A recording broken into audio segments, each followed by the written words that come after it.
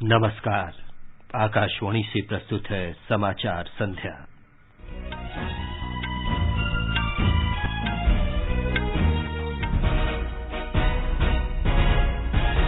प्रधानमंत्री नरेंद्र मोदी ने नई दिल्ली में डेनमार्क के प्रधानमंत्री मेट्टे फ्रेडरिक्सन के साथ वार्ता की। दोनों देशों ने कौशल विकास और पर्यावरण सहित विभिन्न क्षेत्रों में 4 समझौतों पर हस्ताक्षर किए। स्वास्थ्य और कृषि के क्षेत्र में सहयोग बढ़ाने का भी फैसला। डेनमार्क की प्रधानमंत्री ने कहा कि प्रधानमंत्री नरेंद्र मोदी विश्व के लिए प्रेरणा स्रोत। रक्षा मंत्री राजनाथ सिंह ने कहा, भारतीय तटरक्षक बल विश्व की श्रेष्ठतम नौसेनाओं में से एक। स्वास्थ्य मंत्री मनसुख मांडविया ने 100 करोड़ टीकों का लक्ष्य हासिल करने के लिए राज्यों को टीकाकरण में तेजी लाने को कहा। राष्ट्रव्यापी टीकाकरण अभियान में 94 करोड़ से अधिक कोविड रोधी टीके लगाए गए। उपराष्ट्रपति एम वेंकैया नायडू ने कहा, पूर्वोत्तर क्षेत्र पुनरुत्थान के नए दौर से गुजर रहा है। महिला क्रिकेट में दूसरे T20 मैच में ऑस्ट्रेलिया ने भारत को 4 विकेट से हराया। आईपीएल में पहले क्वालीफायर में कल दिल्ली कैपिटल्स का मुकाबला चेन्नई सुपर किंग्स से। सोमवार को एलिमिनेटर मैच में रॉयल चैलेंजर्स बेंगलोर और कोलकाता नाइट राइडर्स आमने सामने होंगे।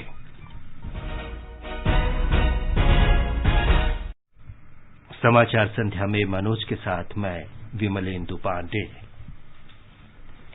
देश भर में 18 वर्ष से अधिक आयु वर्ग के लिए सरकारी केंद्रों में निःशुल्क कोविड टीकाकरण अभियान जारी है। युवाओं से आग्रह है कि टीका जरूर लगवाएं और अन्य लोगों को भी इसके लिए प्रोत्साहित करें। जब तक आवश्यक न हो घर से बाहर न निकलें और सुरक्षा के 3 सरल उपायों का पालन करें। मास्क लगाएं, 2 गज की सुरक्षित दूरी बनाए रखें और हाथ और चेहरा साफ रखें। कोविड संबंधी जानकारी और मार्गदर्शन के लिए राष्ट्रीय हेल्पलाइन नंबर 01123978046 और 1075 पर संपर्क करें। अब समाचार विस्तार से। भारत और डेनमार्क ने आपसी सहयोग बढ़ाने के 4 समझौतों पर हस्ताक्षर किए हैं। ये समझौते कौशल विकास तथा उद्यमशीलता, परंपरागत ज्ञान, डिजिटल पुस्तकालय, संभाव्य उपयोगों के लिए उष्णकटिबंधीय जलवायु के लिए प्राकृतिक उत्कृष्टता केंद्र की स्थापना और भूजल संसाधनों तथा जल निकायों के मानचित्रण के बारे में है। इससे पहले प्रधानमंत्री नरेंद्र मोदी और डेनमार्क के प्रधानमंत्री मेट्टे फ्रेडरिक्सन ने आज नई दिल्ली में द्विपक्षीय वार्ता की। वार्ता के बाद जारी बयान में प्रधानमंत्री नरेंद्र मोदी ने कहा कि भारत और डेनमार्क ने महामारी के दौरान भी सहयोग जारी रखा। उन्होंने कहा कि 1 वर्ष पहले हुए वर्चुअल समिट में दोनों देशों ने हरित कार्यनीतिक साझेदारी का ऐतिहासिक फैसला किया था। ग्रीन स्ट्रेटेजिक पार्टनरशिप ये हम दोनों देशों की दूरगामी सोच और पर्यावरण के प्रति सम्मान का प्रतीक है। ये पार्टनरशिप एक उदाहरण है कि किस प्रकार सामूहिक प्रयास के द्वारा टेक्नोलॉजी के माध्यम से पर्यावरण को संरक्षित रख सकते हुए ग्रीन ग्रोथ के लिए काम किया जा सकता है। प्रधानमंत्री मोदी ने कहा कि दोनों देशों ने स्वास्थ्य के क्षेत्र में नई भागीदारी शुरू की है। उन्होंने बताया कि कृषि तकनीकी के क्षेत्र में सहयोग बढ़ाने का भी फैसला किया गया है। भारत में एग्रीकल्चर प्रोडक्टिविटी और किसानों की आय बढ़ाने के लिए कृषि संबंधित टेक्नोलॉजी में भी हमने सहयोग करने का निर्णय लिया है। इसके अंतर्गत food safety, cold chain, food processing, fertilisers, fisheries, aquaculture आदि अनेक क्षेत्रों की टेक्नोलॉजीज पर काम किया जाएगा। हम smart water resource management, waste to waste और एफिशिएंट सप्लाई चेन जैसे क्षेत्रों में भी सहयोग करेंगे। श्री मोदी ने कहा कि बैठक में इस भागीदारी में हुई प्रगति की न केवल समीक्षा की गई बल्कि निकट भविष्य में जलवायु परिवर्तन के बारे में सहयोग बढ़ाने की प्रतिबद्धता भी दोहराई गई। उन्होंने विभिन्न अंतर्राष्ट्रीय मंचों पर भारत का मजबूती से समर्थन करने के लिए डेनमार्क के प्रति आभार व्यक्त किया। श्री मोदी ने आगामी भारत उत्तरी यूरोपीय देशों के शिखर सम्मेलन की मेजबानी करने और उन्हें आमंत्रित करने के लिए भी डेनमार्क का आभार व्यक्त किया। डेनमार्क की प्रधानमंत्री ने कहा कि भारत और डेनमार्क दोनों ही लोकतांत्रिक देश हैं और दोनों नियमों पर आधारित अंतर्राष्ट्रीय व्यवस्था में विश्वास रखते हैं। उन्होंने कहा कि भारत डेनमार्क सहयोग इस बात का बड़ा उदाहरण है कि हरित प्रगति और हरित परिवर्तन किस तरह साथ साथ चल सकते हैं। सुश्री फ्रेडरिक्सन ने कहा कि दोनों देश स्वास्थ्य और कृषि क्षेत्रों में मिलकर काम करने पर सहमत हुए हैं। Our cooperation between India and Denmark is a great example on how green growth and green transition can go hand in hand. Today, we agreed to work even closer together on areas as health and agriculture. Sushri Frederiksen ने कहा कि श्री मोदी ने 10 लाख से ज्यादा घरों में स्वच्छ पानी पहुंचाने और नवीकरणीय ऊर्जा क्षेत्र में कुछ अत्यंत महत्वाकांक्षी लक्ष्य निर्धारित करके समूचे विश्व को नई प्रेरणा दी है। उन्होंने आशा व्यक्त की कि दोनों देशों के बीच आपसी सहयोग इसी तरह चलता रहेगा। डेनमार्क की प्रधानमंत्री ने आज शाम राष्ट्रपति भवन में राष्ट्रपति रामनाथ कोविंद से भी मुलाकात की। श्री कोविंद ने कहा कि भारत और डेनमार्क लंबे समय से दोस्त थे और हमारे मैत्रीपूर्ण संबंध इतिहास के साथ साथ साझा मूल्यों और आकांक्षाओं में निहित थे। सुश्री फ्रेडरिक्सन 3 दिन की भारत यात्रा पर कल नई दिल्ली पहुंची थीं। रक्षा मंत्री राजनाथ सिंह ने कहा है कि समुद्री क्षेत्र को सुरक्षित किए बिना आंतरिक और बाहरी सुरक्षा की व्यापक व्यवस्था करना संभव नहीं है। भारतीय तटरक्षक गार्ड के नई दिल्ली में आयोजित अलंकरण समारोह में श्री सिंह ने कहा कि देश के समुद्री क्षेत्र को सुरक्षित और प्रदूषण मुक्त रखने से सुरक्षा के साथ ही आर्थिक विकास भी सुनिश्चित होता है। आज हमारा देश तेजी से विकास के पथ पर आगे बढ़ रहा है और इस राह में अनहिंडर्ड मैरीटाइम एक्टिविटी हमारी एक प्रमुख आवश्यकता है। एक राइजिंग मैरीटाइम पावर होने के चलते हमारी प्रॉस्पेरिटी बहुत हद तक समुद्र पर निर्भर है। इसलिए अपने साथ साथ क्षेत्र के सभी देशों की सुरक्षा और प्रगति हमारा यह प्रमुख उद्देश्य है। रक्षा मंत्री ने बताया कि भारतीय तटरक्षक गार्ड के बेड़े में 150 से ज्यादा जहाज और 66 विमान हैं और भारतीय नौसेना की गिनती विश्व की श्रेष्ठतम नौसेनाओं में की जाती है। स्वास्थ्य मंत्री मनसुख मांडविया ने आज 19 राज्यों के प्रधान सचिवों और राष्ट्रीय स्वास्थ्य मिशन के निदेशकों के साथ कोविड स्थिति की समीक्षा की। उन्होंने सभी राज्यों से अगले कुछ दिनों में टीकाकरण में तेजी लाने को कहा ताकि 100 करोड़ टीकाकरण के लक्ष्य को प्राप्त किया जा सके। उन्होंने लोगों से त्योहारों के दौरान कोविड दिशा निर्देशों का पालन करने को कहा। श्री मांडविया ने कहा कि महामारी पर काबू पाने के लिए कोविड दिशा निर्देशों का पालन और टीकाकरण में तेजी लाने की आवश्यकता है। स्वास्थ्य मंत्री ने बताया कि विभिन्न राज्यों के पास 8 करोड़ से भी ज्यादा टीके अभी भी उपलब्ध है। राष्ट्रव्यापी टीकाकरण अभियान के तहत अब तक लगभग 94 करोड़ कोविड रोधी टीके लगाए जा चुके हैं। कल 79,12,000 से अधिक टीके लगाए गए। 19,000 से अधिक नए रोगियों की पुष्टि हुई। इस समय 2,36,000 से अधिक रोगियों का इलाज चल रहा है। ये 206 दिन में सबसे कम है। स्वस्थ होने की दर 97.98% है, जो पिछले साल मार्च के बाद सबसे ज्यादा है। आकाशवाणी के समाचार सेवा प्रभाग से कोरोना जागरूकता श्रृंखला में आज के विशेषज्ञ हैं भोपाल एम्स के निदेशक डॉक्टर सरमन सिंह।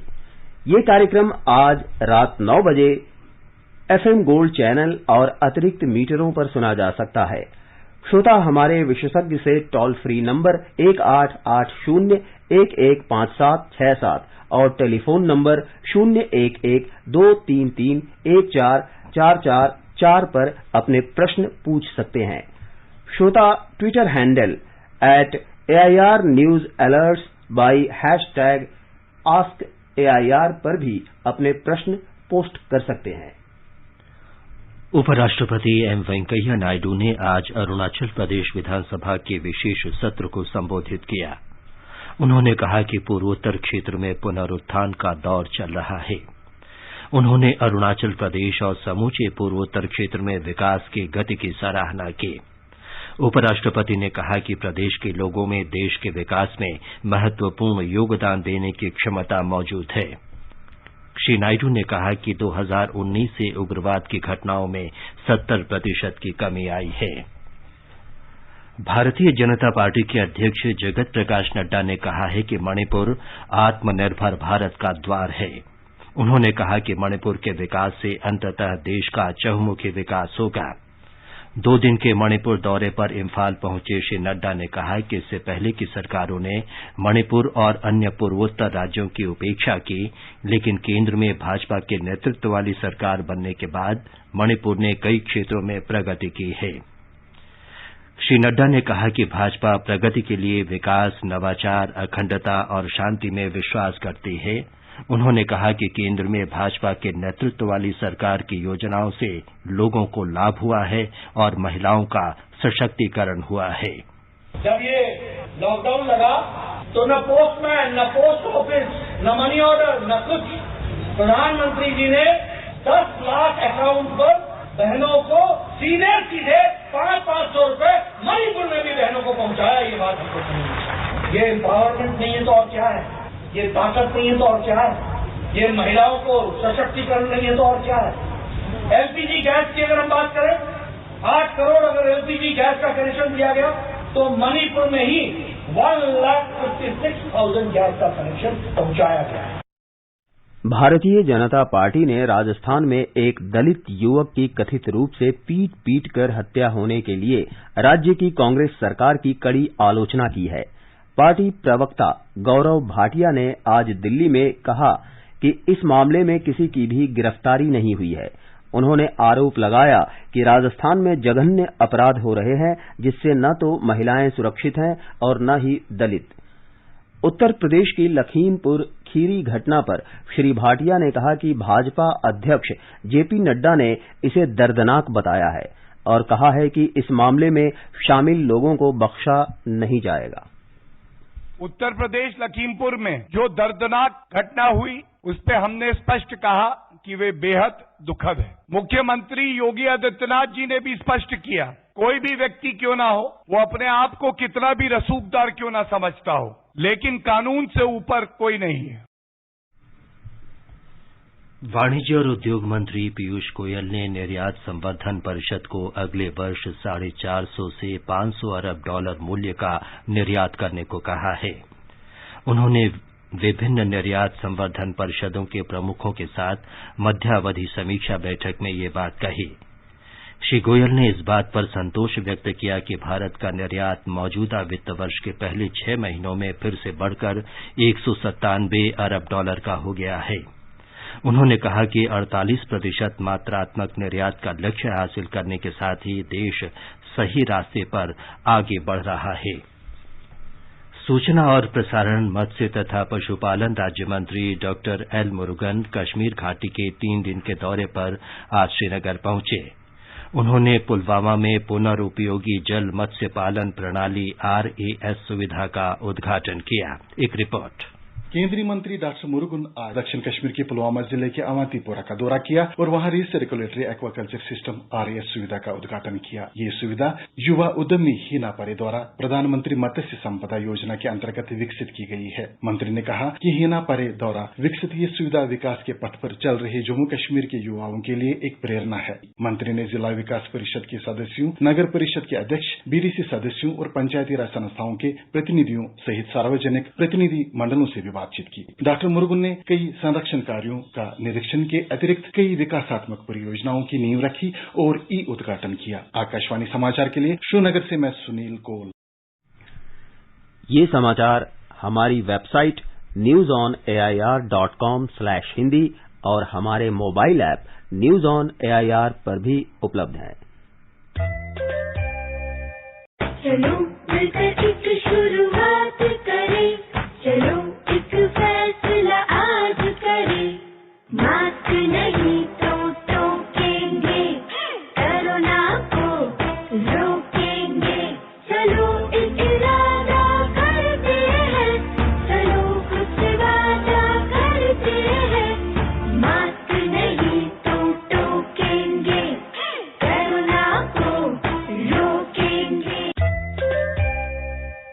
समाचार संध्या में आपका फिर स्वागत है।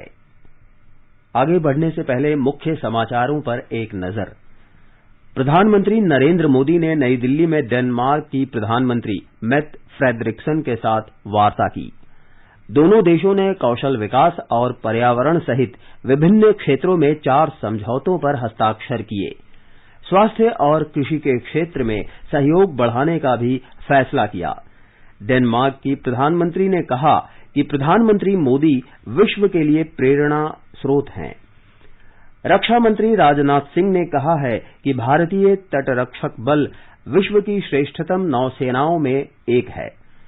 स्वास्थ्य मंत्री मनसुख मांडविया ने 100 करोड़ टीकों का लक्ष्य हासिल करने के लिए राज्यों को टीकाकरण में तेजी लाने को कहा। राष्ट्रव्यापी टीकाकरण अभियान में 94 करोड़ से अधिक कोविड विरोधी टीके लगाए गए। उपराष्ट्रपति एम वेंकैया नायडू ने कहा, पूर्वोत्तर क्षेत्र पुनरुत्थान के नए दौर से गुजर रहा है। महिला क्रिकेट में दूसरे T20 मैच में ऑस्ट्रेलिया ने भारत को 4 विकेट से हराया।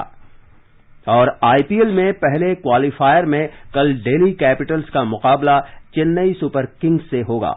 सोमवार को एलिमिनेटर मैच में रॉयल चैलेंजर्स बैंगलोर और कोलकाता नाइट राइडर्स आमने सामने होंगे। प्रधानमंत्री नरेंद्र मोदी सोमवार को इंडियन स्पेस एसोसिएशन का वर्चुअल शुभारंभ करेंगे। श्री मोदी अंतरिक्ष उद्योग के प्रतिनिधियों के साथ संवाद भी करेंगे। ये संघ अंतरिक्ष और उपग्रह से जुड़ी कंपनियों का प्रमुख औद्योगिक परिसंघ है। ये नीतिगत रूप से अंतरिक्ष उद्योग को समर्थन देगा और सरकार तथा इसकी एजेंसियों सहित भारतीय अंतरिक्ष क्षेत्र में सभी पक्षों के साथ जुड़ेगा। आत्मनिर्भर भारत के प्रधानमंत्री के दृष्टिकोण के अनुसार ये भारत को आत्मनिर्भर, तकनीकी रूप से उन्नत और अंतरिक्ष के क्षेत्र में अग्रणी भूमिका निभाने में मदद करेगा। विदेश मंत्री डॉक्टर सुब्रमण्यम जयशंकर 4 दिन की आधिकारिक यात्रा पर किर्गिज गणराज्य, कजाकिस्तान और आर्मेनिया की यात्रा पर कल रवाना होंगे। डॉक्टर जयशंकर 2 दिन की यात्रा पर कल किर्गिज गणराज्य पहुंचेंगे। डॉक्टर जयशंकर किर्गिस्तान के विदेश मंत्री और राष्ट्रपति से मुलाकात करेंगे। बैठक के दौरान कुछ समझौतों और समझौता ज्ञापनों पर भी हस्ताक्षर होने की आशा है। टाटा सन्स ने एयर इंडिया को खरीदने की बोली हासिल कर ली है। उसने एयर इंडिया के लिए 18,000 करोड़ रुपए की बोली लगाई थी। ये एक संयोग ही है कि महान व्यक्तित्व के धनी और समाज सेवी JRD टाटा ने 1932 में भारत की पहली वाणिज्यिक एयरलाइन टाटा एयरलाइंस की स्थापना की थी। 1946 में इसे एयर इंडिया नाम दिया गया। हालांकि 1953 में सरकार ने टाटा सन्स से एयर इंडिया का अधिग्रहण कर लिया था, लेकिन एक बार फिर ये टाटा सन्स समूह के पास आ गई है। रेडियो पर अपनी आत्मकथा में JRD टाटा ने भारत में वाणिज्यिक नागर विमानन यात्रा को याद करते हुए कहा था, In India, when we started, there was no radio aids, no radio even. They had their own little radio, no navigational aid. They had bad weather. They had to pass through passes. And so they had a harrowing, it was a real, what shall we call it, a heroic kind of operation. JRD Tata Bharat के ऐसे पहले व्यक्ति थे जिन्हें pilot का licence मिला था। उन्हें भारत रत्न से सम्मानित किया जा चुका है। भारतीय नागर विमानन के जनक JRD टाटा ने 89 वर्ष की आयु में 1993 में 29 नवंबर को स्विट्जरलैंड के जिनेवा में दुनिया को अलविदा कहा। आजादी के अमृत महोत्सव के अंतर्गत आइए अब सुनते हैं आकाशवाणी की विशेष प्रस्तुति आजादी का सफर। आजादी का अमृत महोत्सव।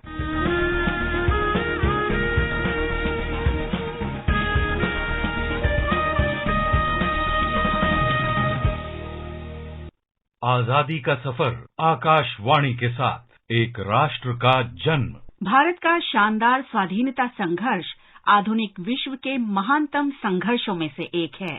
आकाशवाणी आपके लिए रोजाना ला रही है इसी शानदार संघर्ष की झलक। 9 अक्टूबर महान स्वतंत्रता सेनानी सैफुद्दीन किचलू की पुण्यतिथि है। वो 1919 के कठोर रॉलेट एक्ट के विरोध में जलियांवाला बाग प्रदर्शन के नायक थे। डॉक्टर किचलू नौजवान भारत सभा के संस्थापक सदस्य थे, जिसने हजारों विद्यार्थियों और युवा भारतीयों को राष्ट्रीय आंदोलन के लिए प्रेरित किया। डॉक्टर किचलू का जन्म 15 जनवरी 1888 को कश्मीरी परिवार में हुआ था, जो कि अमृतसर में बस गया था।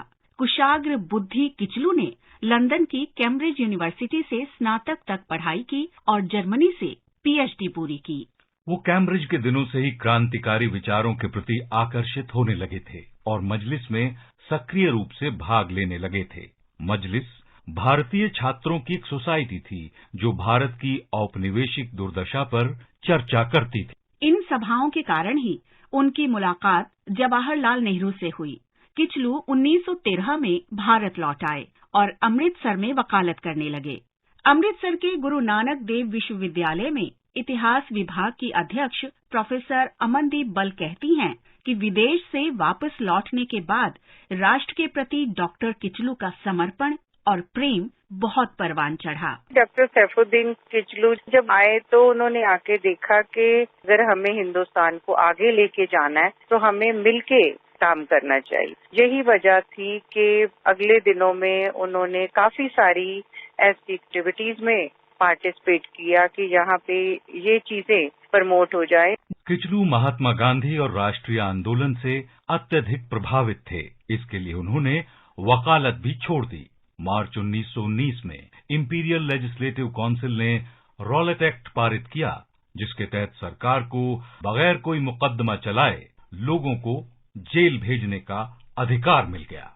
इसका जबरदस्त विरोध हुआ और इस क्रूर कानून के विरोध में देश भर में आंदोलन शुरू हो गए। डॉक्टर सैफुद्दीन किचलू उन नेताओं में शामिल थे जिन्होंने इस कानून का विरोध किया। 30 मार्च 1919 को उनकी जनसभा में करीब 30,000 लोग जुटे। इस सभा में हुए किचलू के भाषण ने लोगों को बहुत प्रभावित किया। प्रोफेसर अमनदीप बल कहती हैं कि डॉक्टर किचलू बेहद प्रभावशाली वक्ता थे। 9 अप्रैल 1919 को डॉक्टर किचलू और डॉक्टर सत्यपाल ने अमृतसर की गलियों में सरकार विरोधी जुलूस निकाला। दोनों नेताओं को गिरफ्तार कर लिया गया और धर्मशाला में कैद कर दिया गया। 13 अप्रैल 1919 को डॉक्टर किचलू और डॉक्टर सत्यपाल की गिरफ्तारी के विरोध में जलियांवाला बाग में सभा हुई। बैठक कभी चल ही रही थी कि ब्रिगेडियर जनरल डायर ने शांतिपूर्ण प्रदर्शनकारियों पर गोली चलाने का आदेश दे दिया।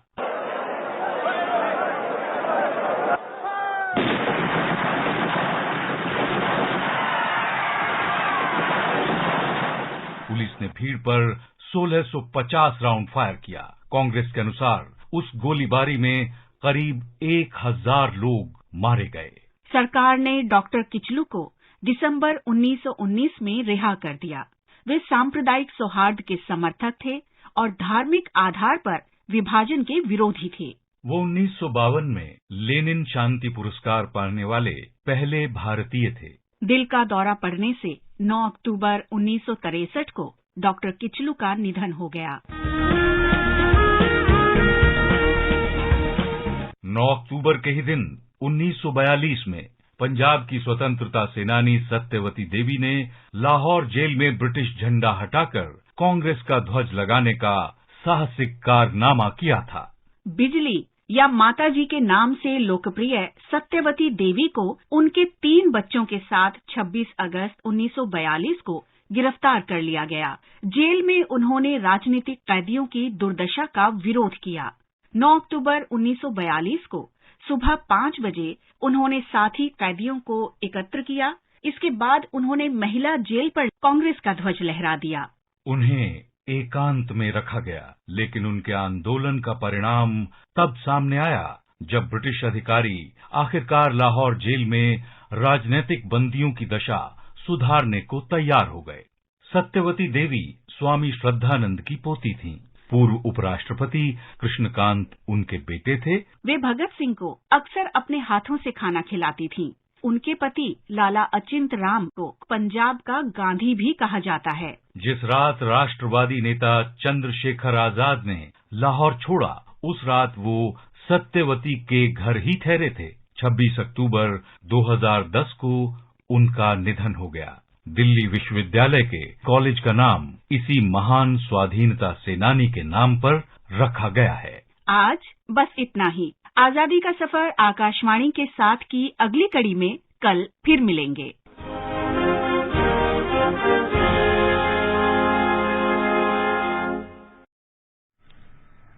प्रसार भारती ने कहा है कि दूरदर्शन और आकाशवाणी के प्रसारण में सुधार के लिए नई प्रौद्योगिकी के उपयोग से नए अवसर उपलब्ध होंगे। मीडिया में प्रसारण सुधार के कदमों के तहत एनालॉग टेरेस्ट्रियल टीवी ट्रांसमीटर को चरणबद्ध तरीके से समाप्त करने की भ्रामक खबरों पर प्रसार भारती ने स्पष्ट किया है, ये खबर सही नहीं है। हाल ही में दूरदर्शन केंद्र सिलचर और दूरदर्शन केंद्र कलबुर्गी के बारे में इस तरह की खबरें प्रसारित की गई थीं। प्रसार भारती ने स्पष्ट किया है कि विभिन्न राज्यों में मौजूद दूरदर्शन केंद्र कार्यक्रम निर्माण के लिए कार्य करते रहेंगे। प्रसार भारती ने कहा कि दूरदर्शन के सिलचर और कलबुर्गी केंद्र पर निर्मित कार्यक्रम दूरदर्शन असम और दूरदर्शन चंदना चैनल पर प्रसारित किए जाएंगे। अब तक लगभग 70% एनालॉग ट्रांसमीटर समाप्त कर दिए गए हैं। महिला क्रिकेट में करारा में दूसरे 2020 मैच में आज ऑस्ट्रेलिया ने भारत को 4 विकेट से हरा दिया है। भारत ने पहले बल्लेबाजी करते हुए 118 रन बनाए। जवाब में ऑस्ट्रेलिया ने 19 ओवर और 1 गेंद में लक्ष्य हासिल कर लिया। श्रृंखला का अंतिम मैच कल करारा में ही खेला जाएगा। आईपीएल क्रिकेट में दुबई में कल पहले क्वालीफायर में दिल्ली कैपिटल्स का सामना चेन्नई सुपर किंग्स से होगा। सोमवार को शारजाह में एलिमिनेटर मुकाबले में रॉयल चैलेंजर्स बैंगलोर और कोलकाता नाइट राइडर्स आमने सामने होंगे। संचार मंत्री अश्विनी वैष्णव ने आज विश्व डाक दिवस पर डाक विभाग और डाक कर्मचारियों को बधाई दी है। हर वर्ष 9 अक्टूबर को विश्व डाक दिवस मनाया जाता है। भारत जुलाई 1876 में यूनिवर्सल पोस्टल यूनियन का सदस्य बना था। प्रादेशिक सेना ने आज अपना 72वां स्थापना दिवस मनाया। प्रादेशिक सेना के महानिदेशक लेफ्टिनेंट जनरल प्रीत मोहिंदर सिंह ने राष्ट्रीय समर स्मारक पर माल्यार्पण कर शहीदों को श्रद्धांजलि दी। देश भर में कई कार्यक्रम आयोजित किए गए। औपचारिक रूप से इसकी स्थापना स्वतंत्र भारत के पहले गवर्नर जनरल सी राजगोपालाचारी ने 9 अक्टूबर 1949 को की थी। सीरम इंस्टीट्यूट ऑफ इंडिया द्वारा भेजी गई कोविड रोधी टीके ऑक्सफोर्ड एस्ट्राजेनेका की 10 लाख डोज शनिवार को बांग्लादेश में ढाका पहुंच गई। भारत से बांग्लादेश को भेजी गई इस टीके की ये तीसरी खेप है। बांग्लादेश को अब तक इसकी 80 लाख डोज भेजी जा चुकी है। अब एक नजर कल के मौसम पूर्वानुमान पर। दिल्ली में आसमान साफ रहेगा, चेन्नई में बादल छाए रहेंगे, बारिश हो सकती है। उत्तर श्रीनगर, जम्मू, लेह और गिलगित में आसमान साफ रहेगा। गिलगित और मुजफ्फराबाद में बौछारें पड़ सकती है। अंत में मुख्य समाचार एक बार फिर। प्रधानमंत्री नरेंद्र मोदी ने नई दिल्ली में डेनमार्क के प्रधानमंत्री मैट फ्रेडरिक्सन के साथ वार्ता की। दोनों देशों ने कौशल विकास और पर्यावरण सहित विभिन्न क्षेत्रों में 4 समझौतों पर हस्ताक्षर किए। स्वास्थ्य और कृषि के क्षेत्र में सहयोग बढ़ाने का भी फैसला। डेनमार्क के प्रधानमंत्री ने कहा, प्रधानमंत्री नरेंद्र मोदी विश्व के लिए प्रेरणा स्रोत। रक्षा मंत्री राजनाथ सिंह ने कहा, भारतीय तटरक्षक बल विश्व की श्रेष्ठतम नौसेनाओं में से एक। स्वास्थ्य मंत्री मनसुख मांडविया ने 100 करोड़ टीकों का लक्ष्य हासिल करने के लिए राज्यों को टीकाकरण में तेजी लाने को कहा। राष्ट्रव्यापी टीकाकरण अभियान में 94 करोड़ से अधिक कोविड रोधी टीके लगाए गए। उपराष्ट्रपति एम वेंकैया नायडू ने कहा, पूर्वोत्तर क्षेत्र पुनरुत्थान के नए दौर से गुजर रहा है। महिला क्रिकेट में दूसरे 2020 मैच में ऑस्ट्रेलिया ने भारत को 4 विकेट से हराया और आईपीएल में पहले क्वालीफायर में कल दिल्ली कैपिटल्स का मुकाबला चेन्नई सुपर किंग्स से होगा। इसके साथ ही समाचार संध्या का ये अंक समाप्त हुआ। नमस्कार।